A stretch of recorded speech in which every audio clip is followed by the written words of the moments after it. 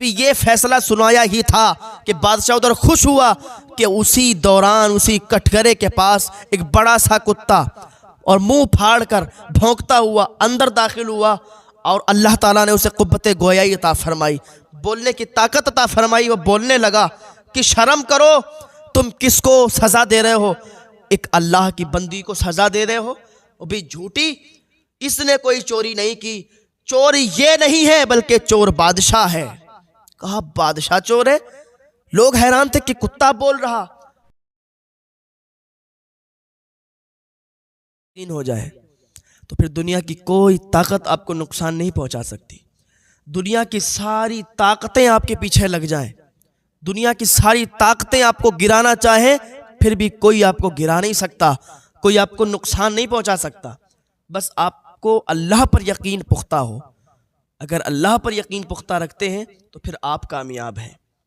آپ کو میں ایسے ہی واقعے سے روبرو کراؤں کہ ایک لڑکی تھی، اتنی عبادت گزار تھی کہ شیطان اس کے پیچھے لگا ہوا تھا کہ اسے بہکائیں، اسے عبادت سے روک دیں، لیکن شیطان نے اپنے پورے زور آزما لیے لیکن لڑکی کو بہکا نہیں سکا۔ ہر دن نئی نئی ترکیبیں سوچتا کہ اس لڑکی کو بہکایا جائے، لیکن جس کو اللہ پر یقین پختہ ہوتا ہے تو پھر کوئی لاکھ برا چاہے تو کیا ہوتا ہے؟ وہی ہوتا ہے جو منظور خدا ہوتا ہے۔ لڑکی عبادت کرتی رہتی اور یہ اپنے الگ الگ ہتھ کنڈے اپناتا لیکن ناکامیاب ہو جاتا۔ ایک دن کیا ہوا، اس نے لاکھ جب ایسی کوششیں کی اور ناکام رہا تو اس نے ایک بڑی سازش کے تحت ایک خفیہ ترکیب نکالی، اور اس نے اپنے من ہی من میں سوچ لیا کہ بالکل اس ترکیب سے یہ لڑکی اللہ کی عبادت سے دور ہو جائے گی۔ اپنے جو بھی اس کے چیلے تھے، جو بھی اس کی برادری کے لوگ تھے، شیطان اکٹھا کر کے اور اس نے منصوبہ بنایا، ترکیب نکالی کہ ہم ایک بہت ہی خوبصورت چہرہ دھارن کریں گے، بہت ہی خوبصورت چہرہ اپنا بنائیں گے، خوبصورت لڑکے کی شکل میں اس کے سامنے جائیں گے، اور جب خوبصورت لڑکے کی شکل ہوگی اور ایسا چہرہ کہ چاند بھی شرما جائے، تو ایسا چہرہ جب اس لڑکی کے سامنے جائے گا تو یہ تو بس میری طرف کھینچی چلی آئے گی، عبادت سے دور ہو جائے گی، یہ پھر عبادت میں اس کا دل نہیں لگے گا۔ تو اس نے اپنا جو روپ تھا بدل لیا، اپنا چہرہ چینج کر لیا، اور ایسا روپ اس نے دھارن کیا کہ اتنا حسین و جمیل بن گیا کہ چاند بھی شرما جائے، اتنا خوبصورت، اتنا حسین و جمیل۔ اور وہی کہتے ہیں کہ جس کو اللہ پر یقین پختہ ہو تو پھر کوئی بھی اسے نہیں گرا سکتا۔ تو شیطان نے اپنی شکل کو تبدیل کیا اور ایک خوبصورت لڑکے کی صورت اختیار کی اور لڑکی کے سامنے آیا۔ لڑکی جب عبادت سے فارغ ہوئی تو لڑکی نے جیسے ہی نظر اٹھا کے دیکھا تو لڑکی نے اس کا چہرہ دیکھا کہ بے ہوش ہو گئی، بے ہوش ہو گئی، گر گئی۔ شیطان خوش ہو گیا، لڑکی بے ہوش ہوئی، شیطان خوش ہو گیا کہ دیکھو دیکھو، اپنے چیلوں کو بلانے لگا، اپنی برادری و قبیلے والوں کو بلانے لگا کہ دیکھو میں نے اس کو آج پھیل کر دیا، یہ آج عبادت سے بہت دور ہو گئی، یہ میرے چہرے میں گم ہو گئی، اب دیکھو یہ جیسے ہی اٹھے گی تو میری طرف بھاگتی ہوئی چلی آئے گی۔ شیطان بہت خوش، اس کے چیلے چاپڑے بہت خوش۔ لڑکی جب اٹھی اس نے پھر انہی نظروں سے اس لڑکے کو دیکھا تو پھر اب بے ہوش نہیں ہوئی، اس نے اللہ کی بارگاہ میں ہاتھ اٹھائے، پروردگار تو کتنا اچھا ہے کہ تو نے کتنا خوبصورت نوجوان بنایا، تو نے کتنا خوبصورت انسان پیدا کیا، یہ اتنا خوبصورت کہ چاند بھی شرما جائے، تو جس نے بنایا ہے وہ کتنا خوبصورت، وہ رب کتنا خوبصورت ہوگا۔ اللہ اکبر۔ لڑکی یہاں پر بھی نہیں بہکی، اس نے کہا اب تو مجھے میرے اللہ سے اور زیادہ محبت ہو گئی، اب تو میں اللہ کی اور عبادت کروں گی، اب تو اللہ کی عبادت کرنے میں مجھے اور دل لگے گا، کیونکہ مجھے یہ نہیں چاہیے، یہ بننے والا نہیں چاہیے، بلکہ مجھے تو بنانے والا چاہیے کہ جس نے اتنا خوبصورت انسان بنا دیا، مجھے تو بس اس کو اب راضی کرنا ہے۔ تو اس لڑکی یہاں پر بھی یہ کامیاب ہو گئی اور شیطان فیل ہو گیا، اس کے جو بنائے ہوئے ہتھ کنڈے تھے یہ بھی ہتھ کنڈا اس میں شامل تھا، یہ بھی اس کا فیل ہو گیا، بس یہ جل گیا اور اسے بہت ہی شرمندگی ہوئی کہ یہ بھی میرا ہتھ کنڈا کامیاب نہیں ہوا، اور لڑکی عبادت سے دور نہیں ہوئی، اور یہ طریقے اپنانے لگا۔ لیکن وہی ہوتا ہے کہ جو گھر میں، ہمارے گھروں میں اگر ایسا ماحول بن جائے کہ ہماری بیٹیاں، ہماری بہنیں، ہماری مائیں اللہ کی عبادت میں اگر لگ جائیں تو پھر کوئی بھی پریشانی انہیں آنے والی نہیں ہے۔ ہمارے گھروں کا ماحول اگر ہو جائے ایسا کہ ہماری بہن بیٹی ماں اللہ کی عبادت میں مشغول ہو جائیں اور پردے کا اہتمام کر لیں تو ان کی دنیا بھی سنور جائے گی، ان کی آخرت بھی سنور جائے گی۔ یہ دیکھو یہ بیٹی، یہ بھی ایک باپ کی بیٹی، اور اللہ سے اتنی قریب، اللہ کی عبادت سے اتنی قریب کہ اس کو شیطان کی پوری گروہ اس کو بہکانے پر لگی، لیکن اس کو نہیں بہکا پائی۔ ابھی یہی اس کی ترکیبیں چل رہی تھی کہ اسی دوران اس شہر کا جو بادشاہ تھا اس کے کنگن چوری ہو گئے۔ کنگن چوری ہوئے تو اس نے اعلان کروا دیا کہ بادشاہ کے یہاں سے کنگن چوری ہوئے ہیں، تو جس کے پاس وہ کنگن مل گئے اور پتہ چل گیا کہ اس شخص نے چرائے ہیں تو یہ سمجھو کہ اس کے ہاتھ بھی کاٹ دیے جائیں گے، اس کے پیر بھی کاٹ دیے جائیں گے اور اس کو کڑی سزا ملے گی۔ تو شہر میں مشہور ہو گیا کہ بادشاہ کے کنگن چر گئے۔ بادشاہ کے شیطان کو جب معلوم چلا اسے موقع مل گیا، اس نے کہا چلو اس بار تو بس اس کو عبادت سے دور کر دیا جائے گا، اس کو سزا دلوا دی جائے گی۔ یہ اتنے ہتھ کنڈوں کے ذریعے سے بھی ناکامیاب نہیں ہوئی اور اللہ کی عبادت سے دور نہیں ہوئی، چلو یہ طریقہ اپناتے ہیں۔ کہ بادشاہ کے پاس ایک بزرگ کی شکل اختیار کر کے گیا، داڑھی سفید کر لی، چہرہ عجیب کر لیا، بادشاہ کے پاس گیا، کہا میاں تمہارے جو کنگن چورے ہیں میں جانتا ہوں کہاں ہیں۔ کہا کہاں ہے؟ کہ ایک لڑکی ہے اس کے پاس ہے اور وہ عبادت گزار ہے، دن رات عبادت کرتی رہتی ہے، لیکن چور ہے، کنگن چرائے آپ کے۔ بادشاہ نے کہا یہ کیسی بات ہے کہ عبادت بھی کرتی ہے، اللہ کو راضی بھی کرتی ہے اور چوری بھی کرتی ہے، ایسا تو نہیں ہو سکتا۔ اس نے کہا میاں میرے پاس ثبوت ہے۔ کہا ثبوت کیا ہے؟ کہا میں نے اس کو پہنے ہوئے دیکھا ہے۔ کہا اچھا ایسی بات ہے تو پھر اسے پکڑ کے لاؤ۔ سپاہیوں کو بھیجا، سپاہی گئے، دروازہ کھٹکھٹایا، وہ نماز پڑھ رہی تھی، عبادت کر رہی تھی۔ جب عبادت سے فارغ ہوئی کہا مجھے پریشان کیوں کر رہے ہو، آپ لوگ کون ہو؟ کہا بادشاہ نے مجھے بھیجا ہے، چلو بادشاہ کے پاس۔ کہا میں کیوں جاؤں؟ کہا تم نے بادشاہ کے کنگن چرائے۔ کہا یہ کیسا الزام ہے، مجھے میری عبادت سے دور مت کرو، میں اللہ کو راضی کرنے پر لگی ہوں، عبادت کرنے پر لگی ہوں، اور تم لوگ ایسے آ کے مجھے ڈسٹرب کر رہے ہو، مجھے معاف کرو، تم لوگ جاؤ، میں کوئی چور نہیں ہوں۔ سپاہیوں نے کہا اچھا ناٹک ہے، کوئی بات نہیں، جلدی پکڑی جاؤ گی، چلو بادشاہ کے پاس۔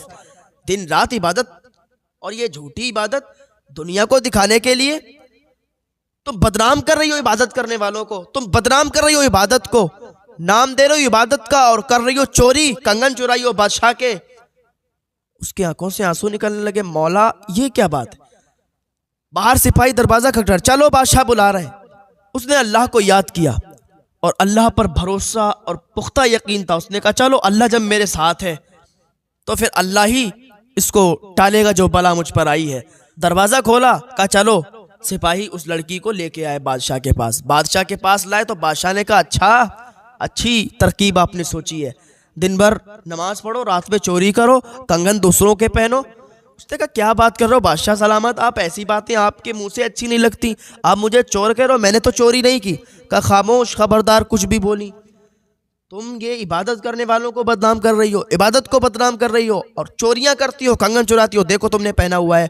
کہا رہے یہ کنگن یہ تو میرے ابا نے مجھے دیا تھا، یہ تو میری وراثت میں مجھے ملا ہے، میرے پاس 6 کنگن تھے، 5 میں نے بیچ کر اللہ کی راہ میں ان کو پیسوں کو تقسیم کر دیا، اور 1 کنگن میں نے اس لیے روک لیا کہ یہ میرے ابا کی نشانی ہے، میرے ابا نے مجھے دیا تھا اس لیے نہیں بیچا۔ کہا اچھا تم نے اچھی ترکیب ڈھونڈی ہے، بہانہ بھی بنا لیا اتنی جلدی۔ اس نے کہا میں بہانہ نہیں بنائی ہوں۔ بادشاہ نے مانا نہیں، قاضی کے پاس لے گیا، کیونکہ اس ٹائم بادشاہوں کی بھی اتنی نہیں چلتی جتنا قاضی کی چلتی تھی۔ قاضی فیصلہ کر دیتا تھا، بادشاہ ہوتا وزیر ہوتا کچھ بھی اس کو ماننا پڑتا تھا۔ قاضی کے پاس گیا، فیصلہ۔ بادشاہ نے کہا کہ میرے کنگن اس نے چرائے ہیں، دیکھو یہ پہنے ہوئے ہیں۔ لڑکی کہتی رہی بار بار کہ نہیں میں نے نہیں چرائے، میں تو اتنی عبادت کرتی ہوں، اللہ کو راضی کرنے پر لگی ہوئی ہوں، مجھے چور کیوں ٹھہرا رہے ہو آپ لوگ؟ کسی نے کچھ نہیں مانی، یہاں تک کہ قاضی نے بھی نہیں مانی۔ قاضی نے نہیں مانی، فیصلہ سنایا کہ چلو اس کے ہاتھ کاٹ دو دونوں، یہ جھوٹی ہے۔ جب اس نے یہ سنا کہ مجھے یہ فیصلہ ہو گیا میرے ہاتھ کاٹ دیے جائیں، میں جھوٹی ہوں، اس نے اللہ کو یاد کیا، مولا میں تیری عبادت میں لگی رہتی ہوں، میں تجھے راضی کرنے پر لگی رہتی ہوں، پر مولا یہ مجھے جھوٹا ثابت کر رہے ہیں، یا اللہ میری مدد کر۔ جب اس نے اتنا کہا تو اللہ تعالیٰ ان لوگوں کی مدد کیا کرتا ہے جو اللہ کا ساتھ دیتے ہیں، جو اللہ کو راضی کرنے پر لگتے ہیں۔ جو اللہ کی رضا چاہتے ہیں, جو اللہ کی عبادت میں مشغول رہا کرتے ہیں, پھر اللہ انہی کی مدد بھی کیا کرتا ہے. ابھی اتنی بات ادھر ہو رہی تھی کہ قاضی نے یہ فیصلہ سنایا تھا کہ اس کے ہاتھ کاٹ دو. ابھی یہ فیصلہ سنایا ہی تھا کہ بادشاہ ادھر خوش ہوا کہ اسی دوران اسی کٹگرے کے پاس ایک بڑا سا کتا اور منہ پھاڑ کر بھونکتا ہوا اندر داخل ہوا, اور اللہ تعالیٰ نے اسے قوت گویائی عطا فرمائی, بولنے کی طاقت عطا فرمائی. وہ بولنے لگا کہ شرم کرو, تم کس کو سزا دے رہے ہو؟ ایک اللہ کی بندی کو سزا دے رہے ہو. وہ بھی جھوٹی, اس نے کوئی چوری نہیں کی, چور یہ نہیں ہے بلکہ چور بادشاہ ہے. کہا بادشاہ چور ہے؟ لوگ حیران تھے کہ کتا بول رہا, لوگ اس کو دیکھ رہے. کہا اچھا بادشاہ کیسے؟ کہا بس ٹھہرو تھوڑی دیر, ابھی آتا ہوں. کتا وہاں سے چھلانگ ماری, باہر نکلا اور دوڑتا ہوا گیا. تھوڑی دیر کے بعد ایک لمبے چوڑے انسان کو, ایک بزرگ کو پکڑ کر لایا, دربار میں پیش کیا. بادشاہ نے جیسے ہی دیکھا پسینے چھوٹ گئے. پسینہ بادشاہ کے, قاضی نے دیکھا بادشاہ پسینہ کا کچھ نہیں, پسینہ پوچھا بیٹھ گیا. کتے نے کہا جانتے ہو یہ کون ہے؟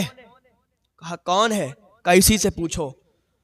وہ جو شخص کتے کے ساتھ آیا تھا وہ کہنے لگا کہ میں اس بادشاہ کا باپ ہوں, اور باقی یہ لڑکی جو ہے یہ چور نہیں ہے بلکہ چور بادشاہ ہے. کہا یہ کیسے ہو سکتا ہے کہ بادشاہ تو اتنا مالدار, یہ کیسے چور ہو سکتا ہے؟ کہا نہیں یہ میں بتاتا ہوں. ہم اور یہ لڑکی کے باپ دوست تھے.